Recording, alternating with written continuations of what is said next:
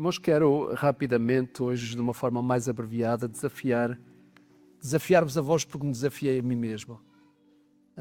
Antes de apresentar este desafio para vocês, eu o fiz para mim próprio.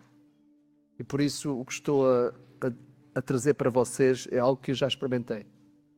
E por isso posso dizer-vos com toda a garantia, Deus falou comigo e espero que fale convosco também.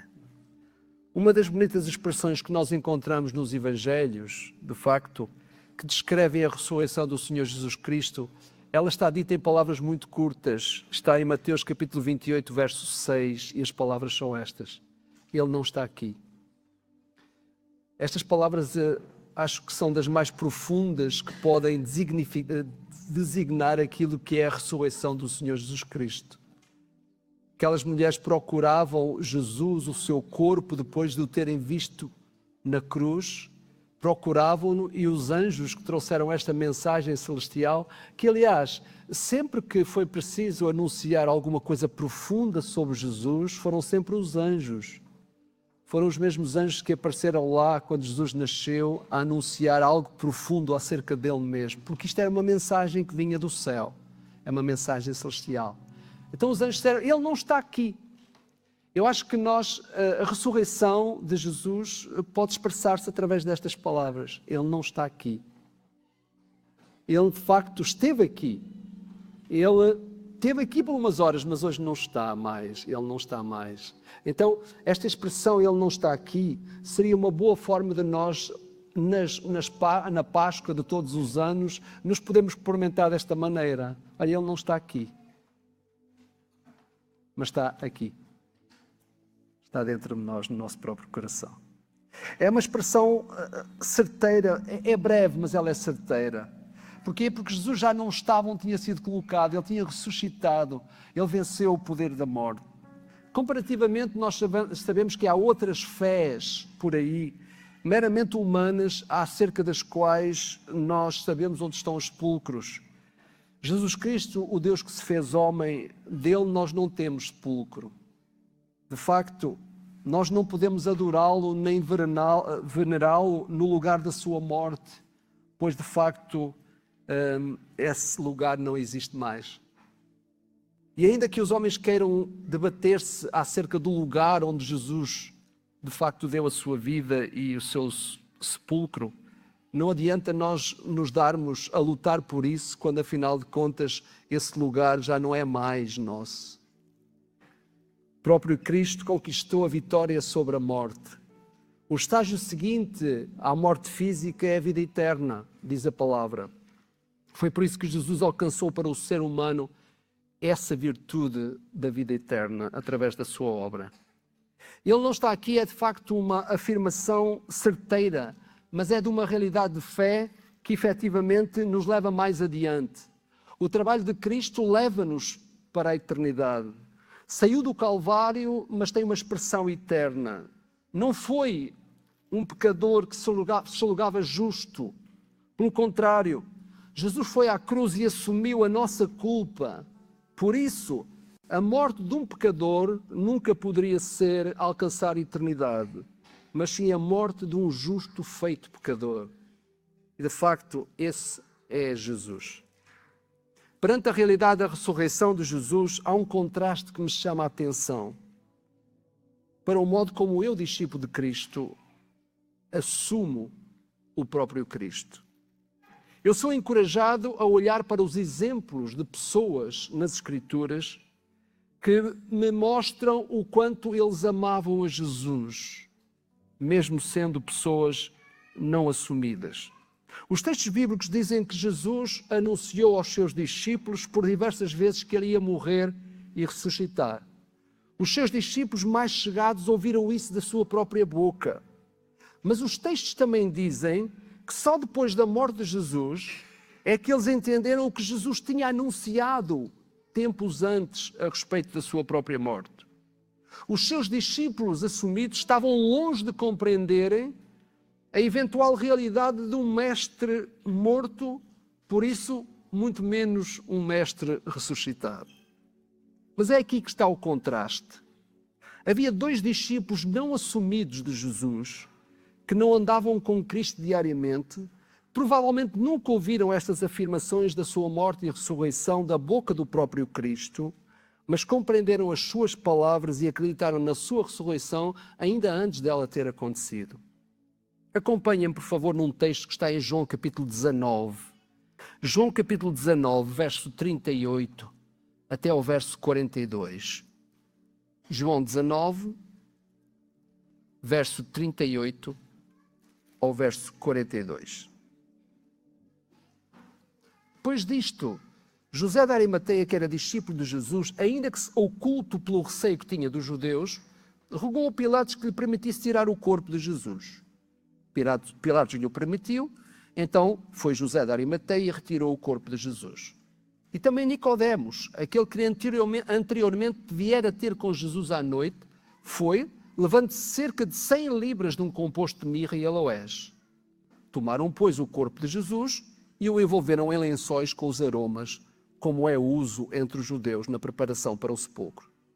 No lugar onde Jesus fora crucificado havia um jardim, e neste um sepulcro novo, no qual ninguém tinha sido ainda posto.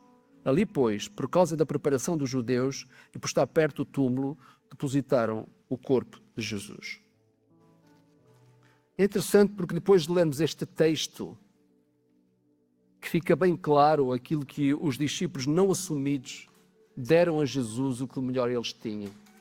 O contraste que eu encontro quando estudo este texto é perceber que houve discípulos não assumidos de Cristo que compreenderam a sua ressurreição, que outros discípulos assumidos não compreenderam. E é isso que me chama a atenção para este momento de Páscoa, quando eu sou envolvido naquilo que é a descrição dos Evangelhos, que choco de frente com estes homens, que foram homens influentes na cultura judaica daquele tempo.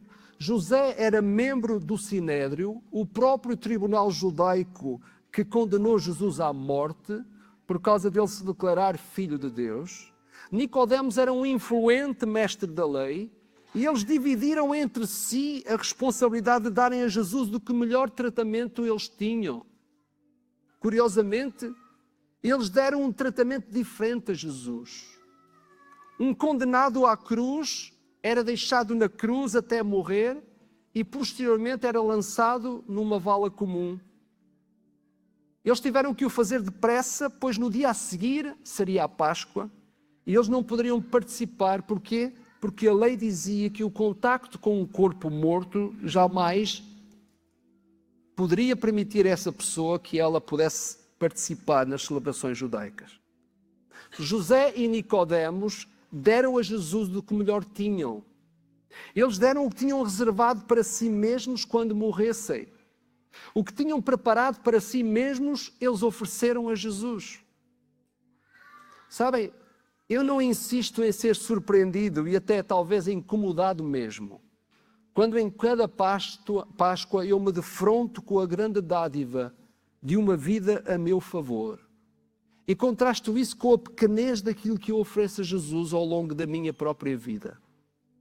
Eu não nego que as ofertas de José de Arimateia e Nicodemos me incomodam ainda hoje.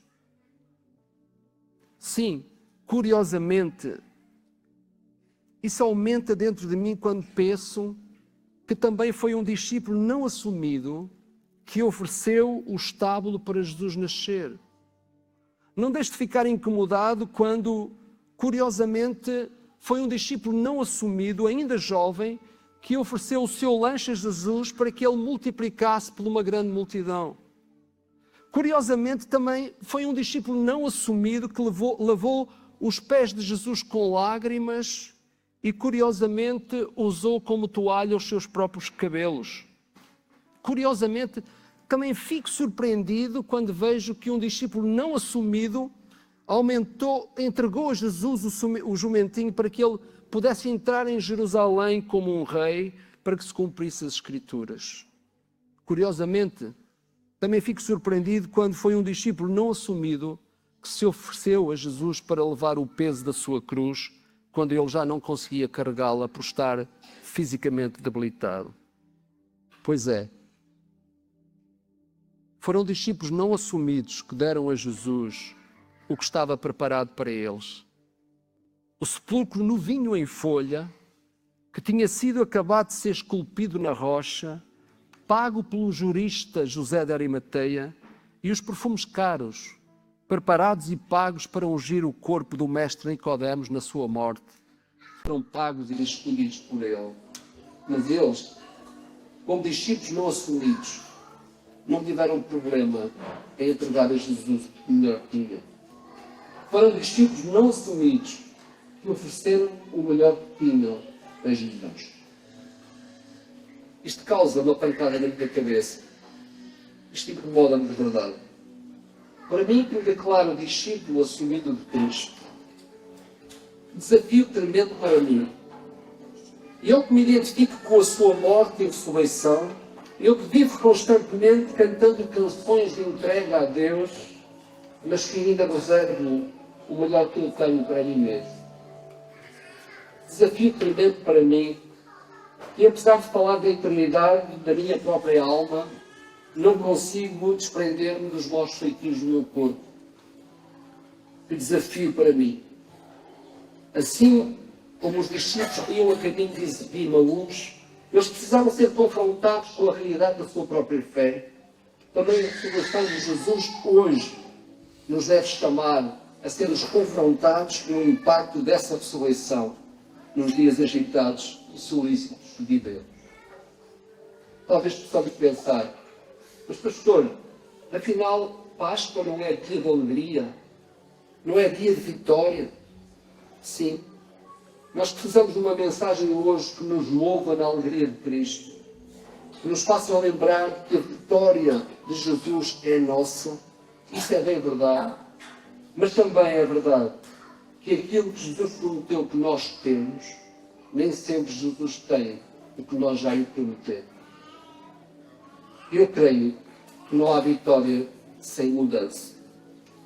Jesus nunca teria alcançado vitória ficando morto. Ele ressuscitou. E diz o texto, se com ele morrermos, com ele também ressuscitamos. Escreve Paulo. Então, o que se exige de nós mesmos é mudança. A mudança que aconteceu com Nicodemos e José de Arimateia deve ser um exemplo para todos nós. Eles eram discípulos não assumidos que encontraram forma de dar a Jesus o que melhor tinham. De nós, discípulos assumidos, espera-se ainda mais. Por vezes, é nos duvidosos que encontramos as maiores certezas. Nicodemos e José de Arimateia, depois de terem vencido as suas dúvidas, não tiveram problemas de entregar o melhor que eles tinham a Jesus. O autor de Hebreus deixa-nos um desafio chocante quando escreve: mas a vós, ó amados, esperamos coisas melhores e coisas que são próprias da salvação. Se discípulos não assumidos deram o melhor que tinham a Jesus, o que mais pode caracterizar este sentimento de vitória que vem pela ressurreição de Jesus, que dar o excelente de nós mesmos ao Mestre. Quando falamos em dar a vida a Jesus, isso implica que é tudo o que nós somos e tudo o que nós temos. O que somos, mesmo que seja para sermos transformados naquilo que ainda não somos, mas para sermos mais parecidos com Jesus. O que temos, para entendermos que nada do que dizemos ter é nosso, sem que seja primeiro de Jesus.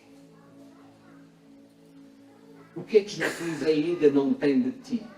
É a pergunta que o texto levanta. O que é que estás a reservar para ti que ainda não partilhas com o teu Salvador? Se és um discípulo assumido, o que é que Jesus ainda não tem de ti? Depois de ter morrido e ter resolvido o problema do nosso próprio passado, e ter ressuscitado para resolver o problema do nosso futuro, o que é que Jesus ainda não tem de nós? A pergunta fica dentro do coração de cada um. Cada um deve dar uma resposta ajustada à condição de si próprio. O que é que Jesus ainda não tem de ti? É a grande pergunta que esta Páscoa me levanta. Porquê? Porque ainda estou incomodado. Ainda vivo incomodado. E ficarei incomodado ao perceber que discípulos não assumidos ofereceram o melhor que tinham ajuda-nos. E ele, o discípulo assumiu. O que é que tem para entregar a ilha? É a pergunta que ele não